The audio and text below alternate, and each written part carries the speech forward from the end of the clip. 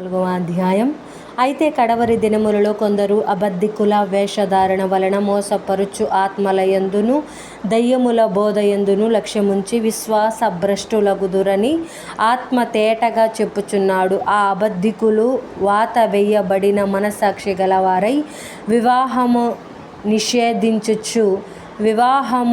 నిషేధించుచు సత్య విషయమై అనుభవ జ్ఞానము గల విశ్వాసులు కృతజ్ఞతాస్తుతులు చెల్లించి పుచ్చుకొను నిమిత్తము దేవుడు సృజించిన ఆహార వస్తువులను కొన్నిటిని తినుట మానవలెనని చెప్పుచుందురు. దేవుడు సృజించిన ప్రతి వస్తువు మంచిది. కృతజ్ఞతాస్తుతులు చెల్లించి పుచ్చుకొనిన ఎడల ఏదియూ నిషేధింప తగినది కాదు. ఏలయనగా అది దేవుని వాక్యము వలనను ప్రార్థన వలనను పవిత్రపరచబడుచున్నది.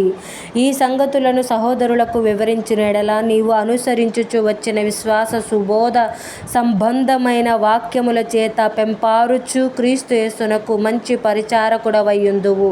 అపవిత్రములైన ముసలమ్మ ముచ్చట్లను విసర్జించి దైవ భక్తి విషయములో నీకు నీవే సాధకము చేసుకొనుము. శరీర సంబంధమైన సాధకము కొంచెము మట్టుకే ప్రయోజనకరమవును గాని దైవ భక్తి ఇప్పటి జీవము విషయములోను రాబోవు జీవము విషయములోను వాగ్దానముతో కూడినదైనందున అది అన్ని విషయములలో ప్రయోజనకరమవును. ఈ వాక్యము నమ్మదగినదియు పూర్ణాంగీకారమునకు యోగ్యమునై ఉన్నది.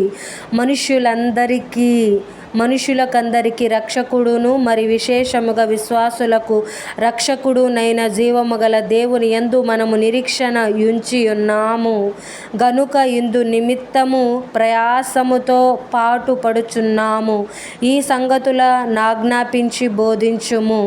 నీ యవ్వనమును బట్టి ఎవడును తృణీకరింపనీయకుము గాని మాటలోను ప్రవర్తనలోను ప్రేమలోను విశ్వాసములోను పవిత్రతలోను విశ్వాసులకు మాదిరిగా ఉండుము. నేను వచ్చు వరకు చదువుట యందును హెచ్చరించుట యందును బోధించుట యందును జాగ్రత్తగా ఉండుము. పెద్దలు హస్త నిక్షేపణము చేయగా ప్రవచన మూలమున నీకు అనుగ్రహింపబడిన నీలో ఉన్న వరమును అలక్ష్యము చేయకము. నీ అభివృద్ధి అందరికీ తేటగా కనబడు నిమిత్తము వీటిని మనస్కరించుము. వీటి అందే సాధకము చేసుకొనుము.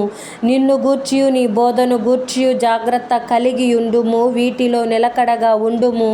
నీవిలాగు చేసి నిన్నును నీ బోధ విను వారిని రక్షించుకొందువు.